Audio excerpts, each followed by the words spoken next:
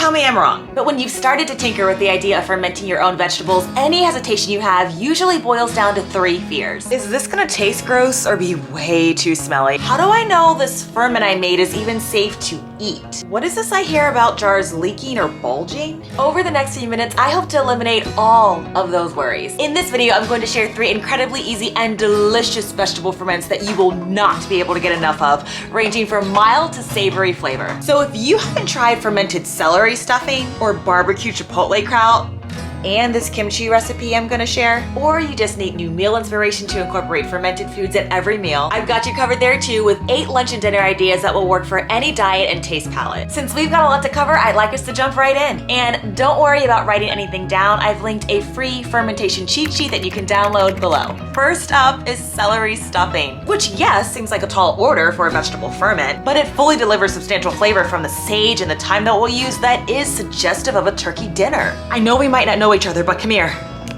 You've got to trust me on this one, sweetheart. Plus, fermented celery is so unassuming. It doesn't look like a ferment, it doesn't smell like a ferment, making it a great beginner place to start. Let me show you 3 recipes you're gonna love to use it in. I'll talk more about this cookbook in a minute, but anytime you ferment, you'll only want to use tested recipes from approved sources. In this first recipe, we're going to take an acorn squash and fill it with stewed cranberries and celery stuffing for the ultimate cozy and nutritious lunch or dinner. While that's in the oven, you'll want to prepare an easy cranberry filling using onion, lemon juice, a bit of salt and pepper, a diced apple, cranberries, and brown sugar. Your ingredients will tenderize within just a few minutes, and after that, cut the heat. Because fermented celery contains live, gut-healthy organisms that we want to keep, we'll add it after things cool to room temperature, like a garnish.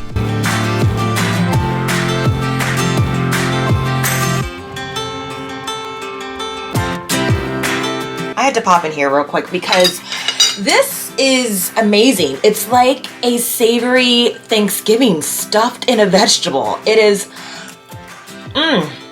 you have the crunchiness from the fermented celery, and then you have the savory onion and the cranberries, and then just the depth of flavor kind of anchored by the squash. I mean, this is a vegetarian, if not, no, this is a vegan dish, and it is going to be very, very filling. Delish. Speaking of stuffing, you've got to add it to your dressing because it's a perfect pairing for this easy side dish. If you're looking to slip something fermented into a meal, it doesn't get any easier or tastier than this. Adding several spoonfuls of fermented celery to a quick chicken salad when I don't have time to add tons of fixings has become one of my favorite ways to use this ferment. Your spouse or kids won't notice the difference, and the instant infusion of flavor this gives makes it taste like it took way more effort to prepare than it does.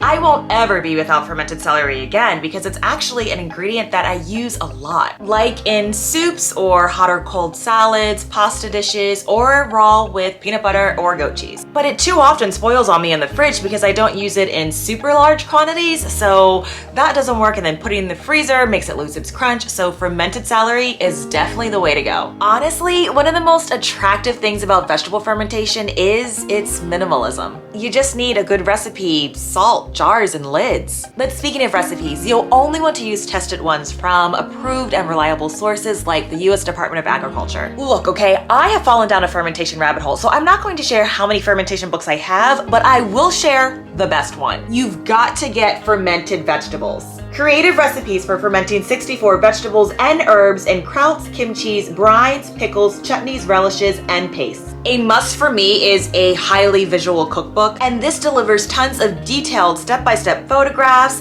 The author's writing style is so down to earth and educates you on the why behind each procedure rather than have you follow blindly step-by-step like in all the other cookbooks. You'll be fermenting all the vegetables you can think of, and the ones you didn't even know. The link to this book and its thousands of raving reviews on Amazon is below, and I'll also be featuring 2 recipes in this video from this book. Start by selecting and cleaning your produce, being sure to only use unblemished vegetables. Most microbial pathogens are found on the surface of veggies, and bruises and cuts on food can breach their natural defenses, so stick with firm but ripe veggies. As much as possible, uniformly chop your ingredients so that things ferment at relatively the same time. Now, when you add your salt, fully incorporate it using your hands to ensure that things are well coated before having it sit for 1 hour. This jumpstarts the ferment, penetrating the walls of your veggies. Quart or half-gallon jars are suitable for most recipes. Now, when selecting a jar, always consider if the neck is wide enough to fit your hand inside, and only use clear glass so that you can easily see the fermenting process. Add enough water so that your ingredients are covered. Your veggies must stay at least a ½ inch under the brine. The easiest way is to use a weight, but you can also use cabbage leaves or a Ziploc bag filled with water and place it on top of your ferment. Secure things with a lid, and for best results, use an airlock lid. As I mentioned, fermentation doesn't require any special equipment, but there are some tools that can make the process less clumsy, efficient, and hands-free. Before deciding to finally get this affordable fermenting kit, I spent months frustrated with how clumsy and hands-on the process of fermenting felt. Filling and spilling wiggly bags of brine and not knowing each time I burped the jar if I had let too much air in or out, and even keeping track of how many days my various ferments were was tedious. This kit comes with a recipe book to get you started and access to the Fermenting Club, which is full of detailed ebooks and video guides, along with a forum to ask your questions to fermentation experts. You'll also get 3 airlock lids made from stiff, durable plastic with a thick, leak-proof gasket. These lids make fermentation easy over plastic lids because they are specifically designed to let gas escape but keep mold and bacteria out. Plus, you'll never have to burp your jars or deal with messy water-filled bags. The lids come with a date dial, so you'll always get the timing right, along with easy pull tabs to help you open the jar. It's so simple. The vacuum extractor removes oxygen from the ferment, which is something you'll use several days or weeks into your ferment when you open the jar to taste something or to troubleshoot. The pump is used to restore the seal and bring back the anaerobic environment required for a successful and safe ferment. All you need is 1 or 2 pumps. Non-submerged veggies won't properly ferment, so you've got to hold them down. The easiest is with a weight, and I love how these glass weights are a plastic-free, reusable option with a thick handle knob. This kit will run you around $25 on Amazon, and the link's below. Now, if you're a true beginner or frugal like me, anytime I ferment, I'll split the recipe between 2 jars. The first jar gets the airlock lid, weight, and vacuum extractor because it acts as the test or control ferment. And then the second jar gets the cabbage leaves and the plastic lid. As they both ferment, I rely on the ferment kit jar to serve as the baseline to see if my non-test kit ferment is similarly progressing. I just thought I'd share my little hack with you. If this is our first time meeting, hi, I'm Cassandra from the blog becomingafarmgirl.com. I share canning and preserving recipes for modern meals and ways to live a farm fresh life without land or livestock. Chipotle kale and collard kraut was the ferment that changed my life, and it's gonna change yours too. Chipotle seasoning in a kraut propels it above the rest. Now, this is a ferment that you are going to enjoy taking the lid off because the smoke spice makes it smell so rich and delish. I mean, there is no detection of a traditional sauerkraut smell, which is why it is so easy to put on everything. At least once a week, a Buddha bowl is on the menu, and pairing it with a ferment takes the flavor and texture component over the top. The black beans, corn, sweet potatoes, and guac in this bowl was the perfect background for a chipotle spiced kraut. It added the perfect crunch along with 5 additional veggies. Topped with tahini dressing, if you enjoy barbecue flavor, this is a bowl you'll never get tired of.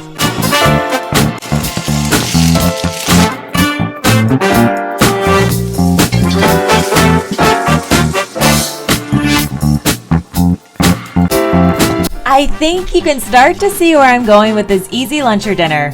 This homemade 10-minute version of street tacos uses shaved beef, a little sour cream, and then this chipotle barbecue ferment that infuses all the flavor and crunchy veggie toppings you can handle.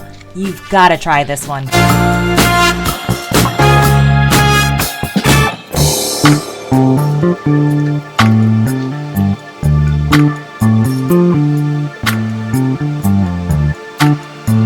Next up is one of my lunchtime favorites I take to work that has people always say things like, "Oh, that smells so delicious," instead of clearing the room because it smells like a sauerkraut, which they never believe it is.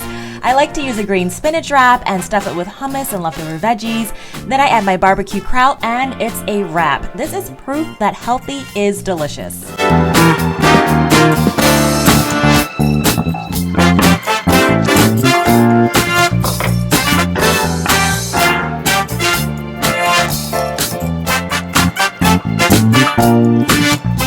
I've got to pause things for a sec and talk about salt. Now, it truly does deserve some attention because it's the only ingredient that you'll use other than your vegetables, so there's that. When I first started fermenting, I did what most people probably do, and I used the salt that I already had in my home, which was a pickling and canning salt, and this type of salt works fine. It is not recommended that you use kosher salt, but ideally, the best type of salt to use for your ferments is unprocessed salt, which still has its complete profile of minerals. What makes fermented food so powerful is that they make minerals bioavailable, resulting in more nutritional benefit. So the more minerals in the salt that you start with, the more minerals you'll have available in your ferment. The other benefit is that your fermented food won't have that salty taste that canning and pickling salt inevitably gives off. Make the switch to Redmond Real Salt. Redmond Real Salt comes from an ancient seabed in central Utah. It is completely natural sea salt. There's nothing added or taken away. So that means that you're gonna get more than 60 trace minerals in a delicious, healthy salt that's not chemically treated or bleached or kiln dried. Surprisingly, the taste is actually sweet. On this channel, I share a lot of canning recipe videos. I'm obviously a gal who loves putting food in jars. But what I especially enjoy about fermenting is the combination of veggies you get to put together and flavor any way you want, and end up with something that is packed full of gut-healthy bacteria. This recipe combines kale, cabbage, collards, onions, and carrots, and won't expire on me like a salad, and I don't have to whip out or wait on my pressure canner. If you were wondering, the natural bacteria lactobacillus, in combination with salt, create an oxygen-free environment which allows food to naturally ferment and makes things safe to consume and preserve.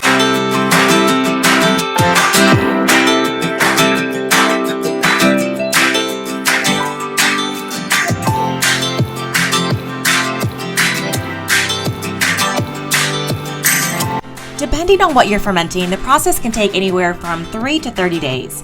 Most recipes will give a rough idea of the time frame required, but as you become more experienced at fermenting, you start to get a feel of how long certain recipes take.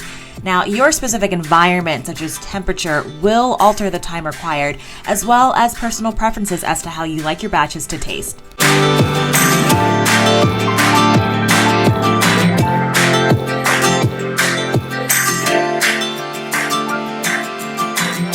The type of water that you use in fermenting also matters.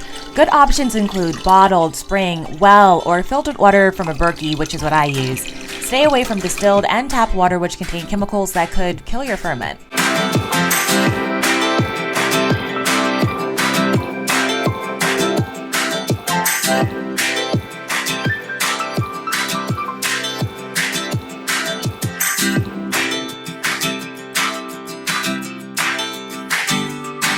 Once your ferment is complete, all you need to do is move the jar to your fridge. That's it. This will slow down the fermenting process drastically and will let you keep your batches for months while you eat their lacto-fermented goodness. High five, we have worked our way up to the big leagues. You're ready for kimchi. I cannot wait to share 2 recipes that will change the way you build a sandwich and eat pancakes. If you've never tried kimchi before, or you've heard bad things about it, or you're just extremely anxious to try it but can't stop your curiosity like me, this is the recipe that will start a lovely venture into more traditional krauts. After marinating the salmon for about an hour in Korean flavors, pan saute it and butter up a sub roll.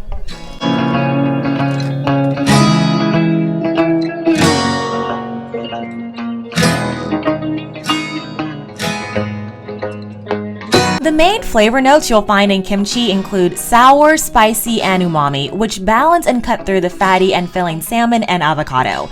This sandwich is crunchy, it's warm, juicy, it's high and deep flavors that leave your mouth anticipating the next bite.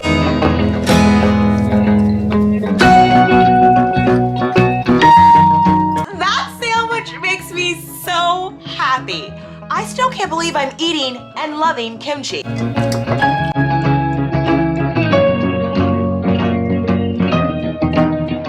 There's no shortage of ways to use kimchi, but kimchi pancakes is a very popular way to use this ferment.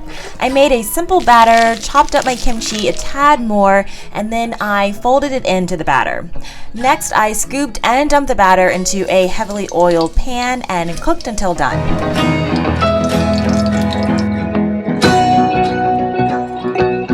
When I took my first bite, the word that came to mind was savory.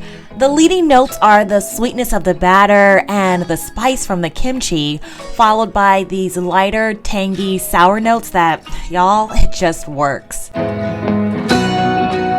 By the way, these freeze amazingly.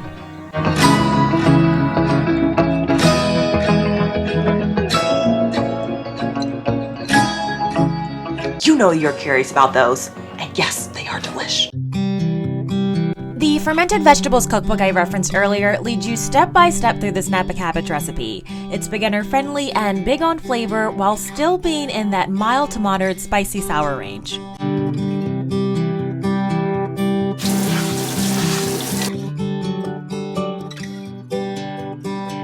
The traditional process for kimchi can be thought of as a hybrid of a brine and pickling sauerkraut making. The Napa cabbage soaks in a brine solution for 6 to 8 hours, then it's mixed with spices and other vegetables that have not been in the brine. This is an extra step and does require some planning. With this recipe, you may see some white scum on the top after 7 to 14 days. It's completely harmless. Don't freak. It's likely wild yeast, which is totally safe but forms when your ferment temperature is in a warmer range. All you need to do is skim that off and then keep fermenting according to the recipe. But if the white stuff is furry or colorful or mold appears with an unpleasant odor, dump it out and start your ferment again. That's not an edible science experiment you want to eat. Also, with any ferment, the Goldilocks temperature is a range of 70 to 75 degrees Fahrenheit if you're wanting things to ferment within the recipe's timing.